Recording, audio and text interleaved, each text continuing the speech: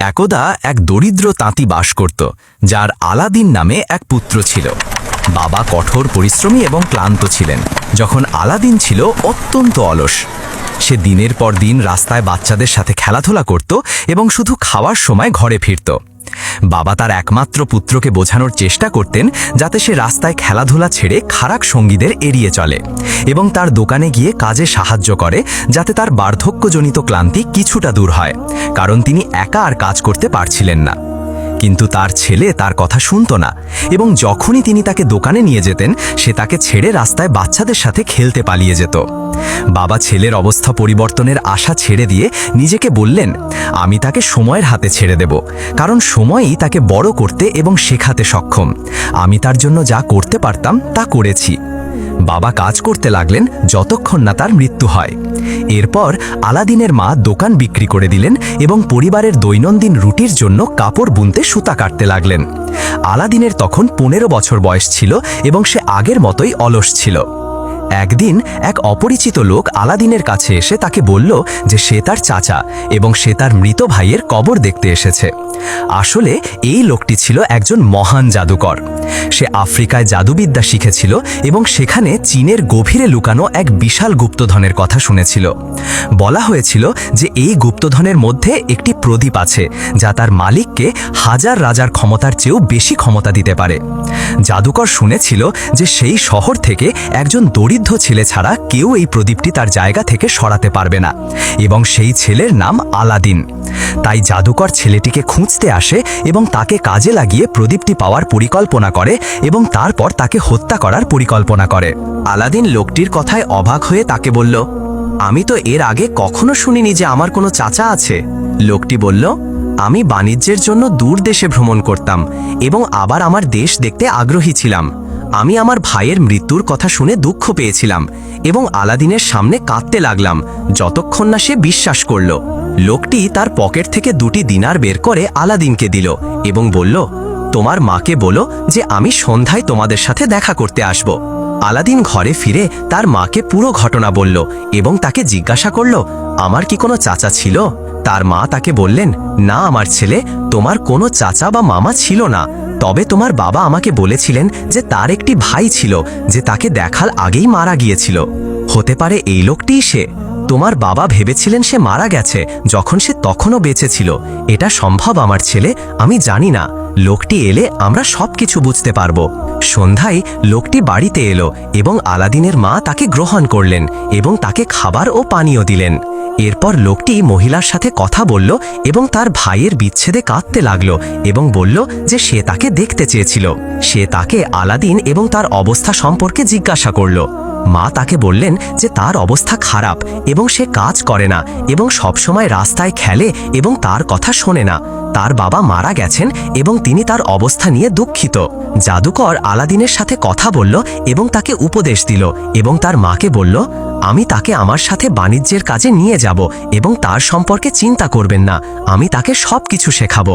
মহিলা লোকটির কথায় আশ্বস্ত হলেন যখন তিনি লক্ষ্য করলেন যে সে আলাদিনের প্রতি আগ্রহী এবং তাকে বাণিজ্য শেখাবে এবং তার অবস্থা পরিবর্তন করবে।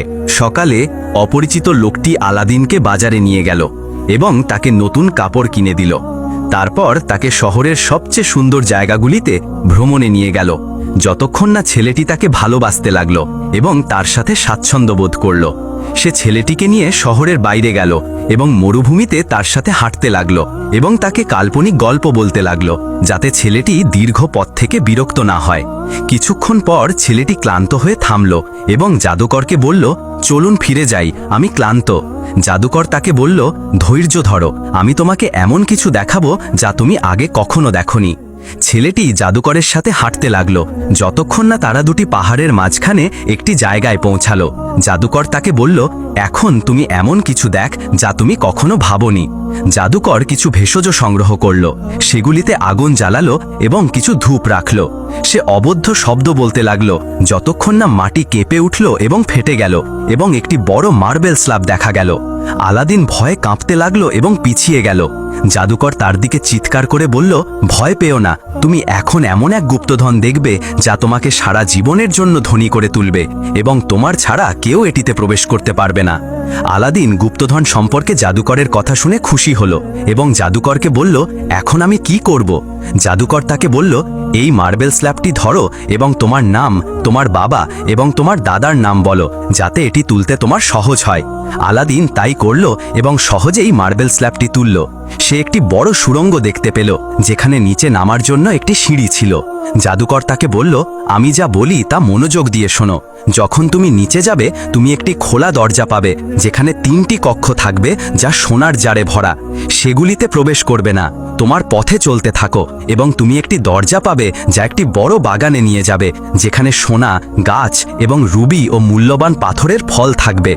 এর পাশে একটি কক্ষ থাকবে যেখানে একটি সোনালী টেবিলে একটি প্রদীপ থাকবে। এই প্রদীপটি নিয়ে আসো এবং এটি থেকে তেল ঢাল। যদি বাগানে তোমার কিছু পছন্দ হয় তবে তা নিয়ে নাও, তোমার জন্য তা জায়েজ। সে তার হাত থেকে একটি আংটি নিয়ে আলাদিনের আঙ্গুলে দিল, যাতে ভিতরে কিছু ঘটলে তা তাকে রক্ষা করে। আলাদিন সুড়ঙ্গের ভিতরে প্রবেশ করল এবং জাদুকরের আদেশ নির্ভুলভাবে পালন করতে সতর্ক ছিল। সে মনোযোগ দিয়ে হাঁটতে লাগলো যতক্ষণ না সে প্রদীপের কাছে পৌঁছালো।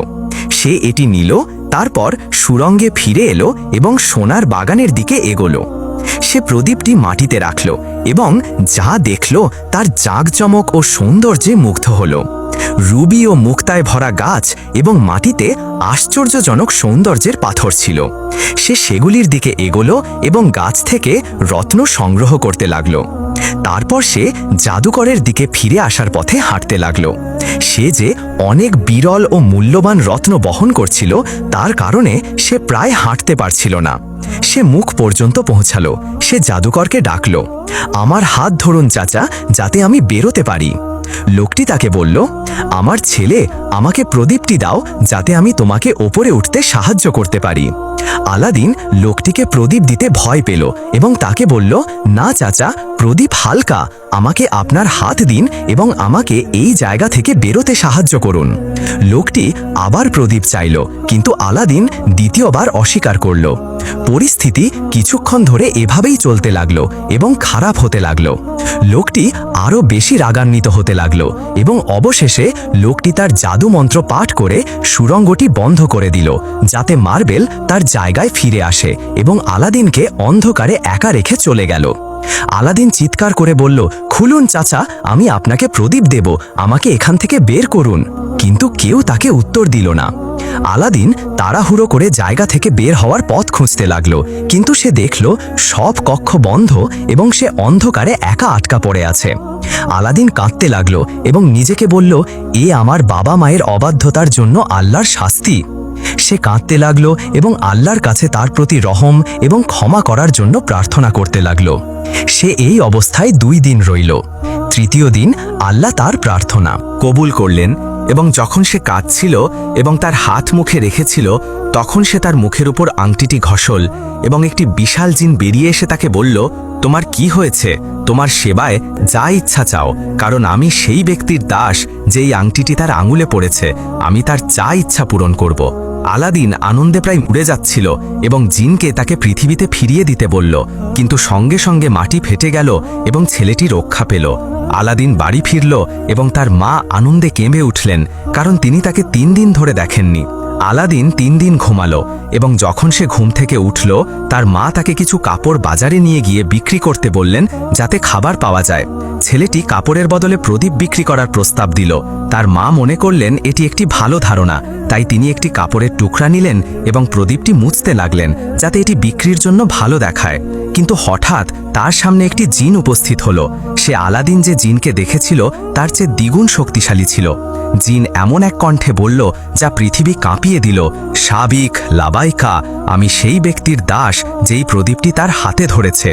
জিন কথা বলার সময় মা ভয়ে কাঁপতে লাগলেন, কিন্তু আলাদিন প্রদীপটি তুলে নিল এবং জিনের কাছে খাবার চাইল। সেই মুহূর্তে জিন অদৃশ্য হয়ে গেল এবং কয়েক মুহূর্ত পরে সুস্বাদু মাংস ও রুটি ভরা 3টি রৌপ্য ট্রে নিয়ে ফিরে এলো। আলাদিনের মা খুব ভয় পেয়েছিলেন এবং তাকে প্রদীপ এবং আংটি থেকে মুক্তি পেতে বললেন, কিন্তু ছেলেটি অস্বীকার করল এবং তাকে শান্ত করতে সক্ষম হল। তারা যতটা খাবার খেতে পারল ততটা খাবার খাওয়ার পর আলাদিন একটি বড় রৌপ্য প্লেট বাজারে নিয়ে গেল এবং প্রচুর অর্থের বিনিময়ে তা বিক্রি করল। এভাবেই আলাদিন এবং তার মায়ের আর কখনো টাকা বা খাবারের প্রয়োজন হয়নি। আলাদিন জিনকে প্রতি কয়েকদিন অন্তর আরও বড় প্লেট আনতে বলতো এবং তারপর সেগুলি বিক্রি করতে যেত। একদিন সে বাজারে যাওয়ার পথে সে জোরে তুড়ি বাজনার শব্দ শুনল। রাজার মেয়ে কাছাকাছি ছিল এবং তার যাওয়ার জন্য রাস্তা পরিষ্কার করা হয়েছিল। রাজকুমারী পাশ দিয়ে যাওয়ার সময় আলাদিন একটি দরজার আড়ালে লুকিয়েছিল। যখন রাজকুমারী পাশ দিয়ে গেল এবং আলাদিন তাকে দেখল, তখন সে তার চরম সৌন্দর্যের কারণে তার প্রেমে পড়ে গেল। সে বাড়ি ফিরে তার মাকে যা দেখেছিল তা বলল এবং তাকে অনুরোধ করল রাজার কাছে তাকে তার মেয়ের সাথে বিয়ে দেওয়ার জন্য বলতে। আলাদিনের মা মনে করলেন তার ছেলে পাগল হয়ে গেছে এবং তাকে বললেন, তুমি কি পাগল? তুমি কিভাবে চীনের সম্রাটের মেয়েকে বিয়ে করার কথা ভাবতে পারো? সে তাকে বলল, আমি পাগল নই মা, আমি এটি সম্পর্কে ভেবেছি এবং আমি তার যা চাইবে সব পূরণ করতে পারি। তিনি তাকে বললেন, না আমার ছেলে, আমি তোমার জন্য ভয় পাচ্ছি। যদি সে জানতে পারে যে তুমি তার মেয়েকে বিয়ে করতে চাও তবে সে আমাদের দুজনকে মেরে ফেলবে। আলাদিন তাকে বলল, ভয় পেও না মা, আমি তোমাকে এমন একটি উপহার এনে দেব যা রাজা তার জীবনে কখনো দেখেননি। যখন সে এটি দেখবে সে রাজি হবে। তোমাকে শুধু তার কাছে যেতে হবে এবং তাকে উপহারটি দিতে হবে এবং সে রাজি হবে। অনেক জেদের পর মা তার ছেলের ইচ্ছায় রাজি হলেন এবং তাকে বললেন, আমাকে তোমার উপহার দেখাও যা রাজাকে বিস্মিত করবে। আলাদিন গেল এবং যে রত্নগুলি সে সোনার বাগান থেকে এনেছিল সেগুলি নিয়ে এলো এবং সেগুলির সৌন্দর্য ছিল আশ্চর্যজনক। যখন তার মা সেগুলি দেখলেন তখন তিনি তার সৌন্দর্যে বিস্মিত হলেন এবং তাকে বললেন, এরপর কি আমার ছেলে? যদি রাজা তার মেয়ের জন্য পণ বা একটি প্রাসাদ চায় তবে তুমি কি তাকে আমাদের সাথে বাড়িতে থাকতে দেবে? সে তাকে বলল, এটা সব সহজ আমার মা, আমার কাছে যে প্রদীপ আছে তা আমি যা চাইব তাই করবে। মা রাজি হলেন এবং একটি সিল্কের ব্যাগ নিয়ে তাতে রত্নগুলি রাখলেন এবং রাজার প্রাসাদে গেলেন। মা রাজার প্রাসাদে পৌঁছালেন এবং রাজাকে তার মন্ত্রী, তার অনুচর এবং কিছু বিচার প্রার্থীর সাথে ঘিরে থাকতে দেখলেন। তিনি তাদের পেছনে দাঁড়িয়েছিলেন এবং দুপুর পর্যন্ত এক ধাপও এগোতে পারেননি। লোকেরা পরের দিন তাদের মামলা শেষ করার জন্য চলে গেল। মা তাদের সাথে চলে গেলেন এবং রাজার সামনে প্রবেশ করলেন না। তিনি 7 দিন ধরে এই অবস্থায় রইলেন যতক্ষণ না রাজা তা লক্ষ্য করলেন এবং একজন প্রহরীকে তাকে নিয়ে আসতে পাঠালেন। তিনি তাকে জিজ্ঞাসা করলেন, হে সতী নারী, তুমি কি চাও? মা রাজার সামনে মাথা নত করলেন এবং তার সাথে একা কথা বলার অনুমতি চাইলেন। রাজা সবাইকে চলে যেতে আদেশ দিলেন এবং শুধুমাত্র তার প্রধান মন্ত্রী তার সাথে রইলেন। মা ব্যাগটি খুললেন এবং রাজার সামনে রাখলেন। যখন তিনি রত্নগুলি দেখলেন তখন তিনি তাদের সৌন্দর্যে বিস্মিত হলেন। তিনি এর আগে এমন কিছু কখনো দেখেননি। তিনি তাকে বললেন, এই মূল্যবান উপহার গ্রহণ করার পর তুমি কি চাও? তিনি তাকে বললেন যে আমার ছেলে আলাদিন সাহস করেছে এবং আপনার উদারতার লোভ করেছে আপনার মেয়ে রাজকুমারীকে বিয়ে করে। কিন্তু রাজা তাকে হতাশ করে ফেরত পাঠাতে চাইলেন না, তাই তিনি তার দিকে হেসে বললেন, আমি 3 মাস পর আমার মেয়েকে তার সাথে বিয়ে দেব। তাই তিনি খুশি ও সন্তুষ্ট হয়ে তাকে ছেড়ে চলে গেলেন এবং বাড়ি ফিরে তার ছেলেকে রাজার তার বিবাহের অনুমোদনের কথা বললেন। আলাদিন আনন্দে প্রায় উড়ে যাচ্ছিল এবং সময় আসার অপেক্ষায় দিন ও ঘন্টা গুনতে লাগল। 2 মাস পর অপ্রত্যাশিত কিছু ঘটল। একদিন মা বাড়ি থেকে বেরোলেন এবং সর্বত্র সাজসজ্জা চলতে দেখলেন। তিনি একজন লোককে জিজ্ঞাসা করলেন, এই সাজসজ্জাগুলি কিসের? সে তাকে বলল, আজ বাদর আল বুদুর রাজার মেয়ের প্রধান মন্ত্রীর ছেলের সাথে বিয়ে। মা যা শুনলেন তাতে হতবাক হয়ে গেলেন এবং দুঃখ ও অনুশোচনায় ভরে গেলেন। তিনি নিজেকে বললেন, রাজা আমার কাছে তার প্রতিশ্রুতি ভঙ্গ করেছেন। তিনি বাড়ি ফিরে তার ছেলেকে বললেন। আলাদিন খুব দুঃখ পেয়েছিল, কিন্তু সে হাল ছাড়ল না এবং শপথ করল যে এই বিয়ে হবে না। সে একা বসে কি করবে তা ভাবতে লাগলো। তাই সে বের হলো। প্রদীপটি খোলা হলো এবং জিনকে আনা হলো এবং তাকে বলল, আজ প্রধানমন্ত্রীর ছেলে এবং রাজকুমারীর বিয়ে। আমি তোমাকে একটি সাধারণ কাজ করতে বলবো। সন্ধ্যায় যাও এবং প্রধানমন্ত্রীর ছেলেকে রাজকুমারী থেকে দূরে রাখো, তাকে লুকিয়ে রাখো এবং তাকে কখনো তার কাছে আসতে দিও না।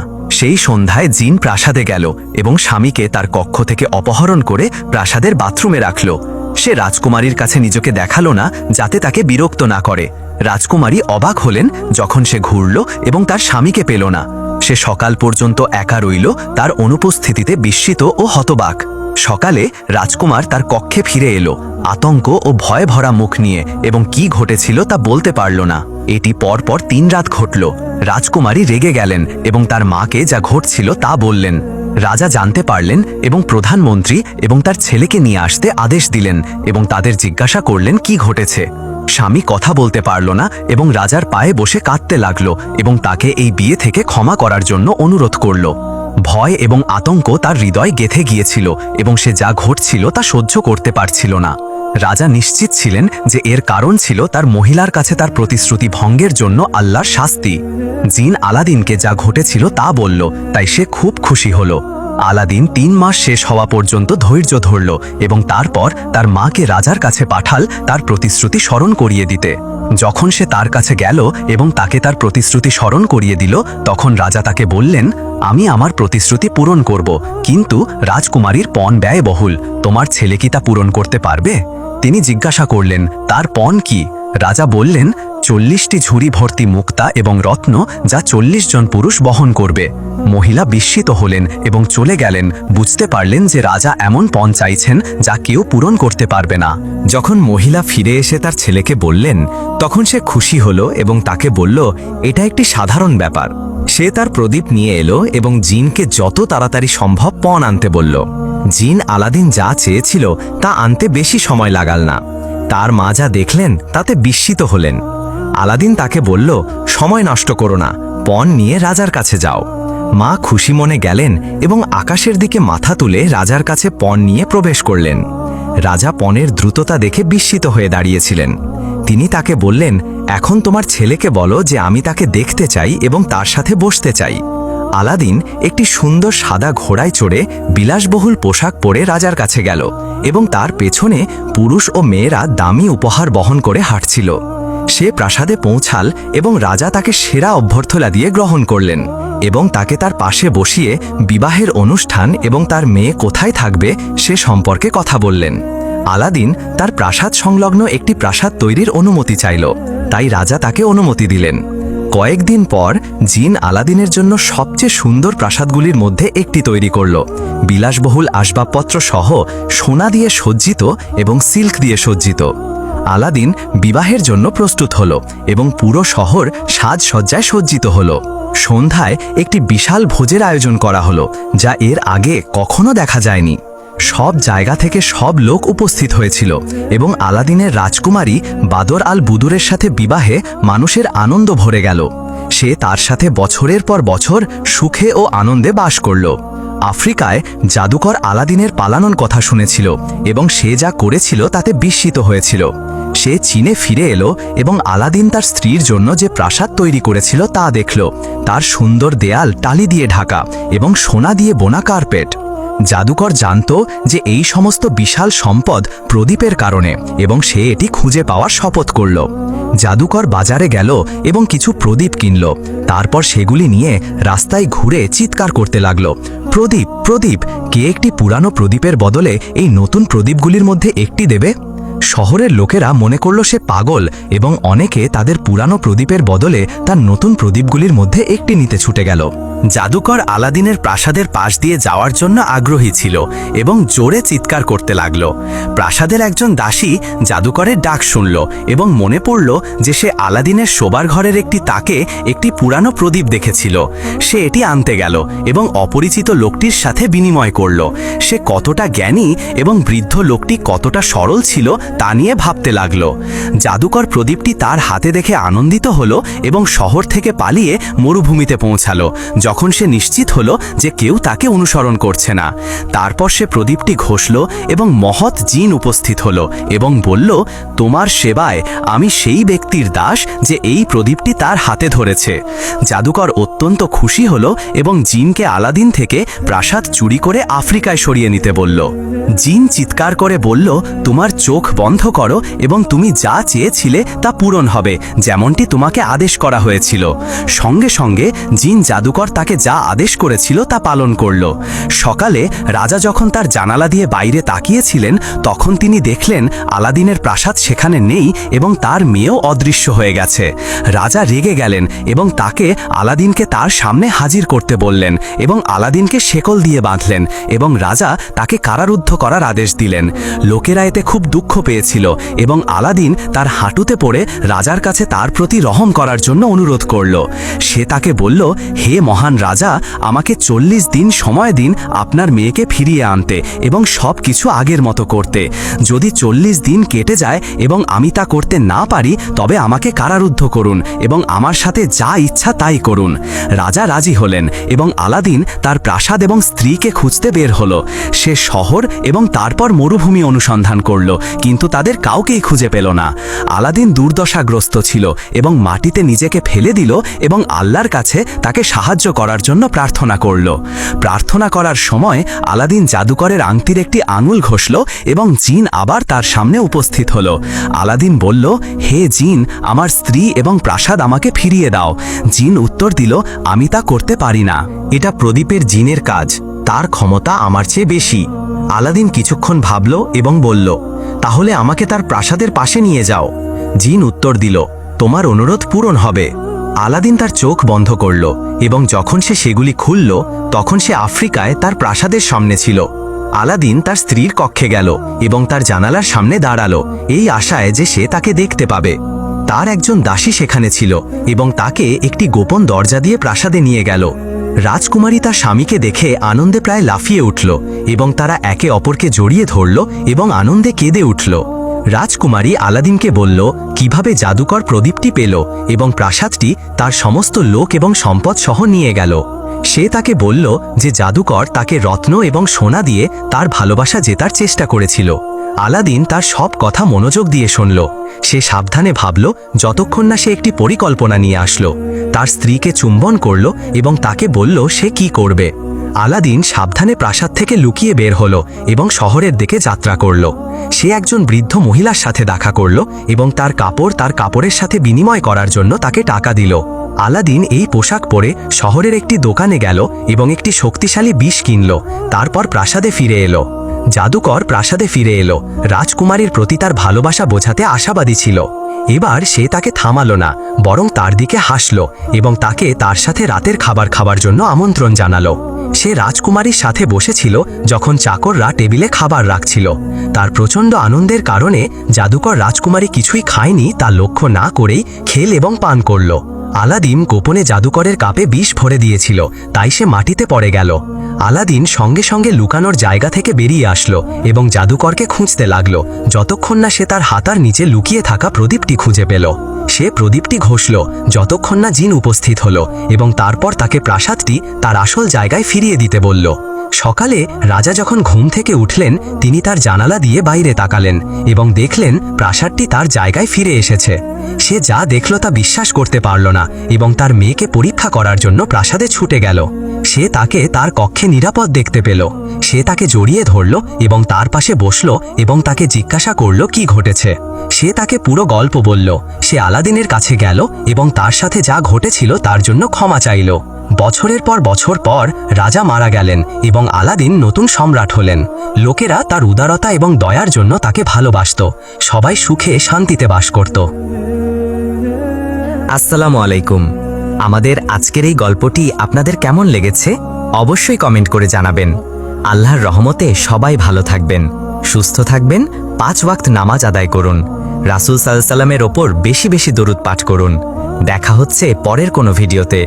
এই পর্যন্ত ভালো থাকুন, সুস্থ থাকুন এবং আমাদের পাশেই থাকুন। জাযাকাল্লাহ খয়ের।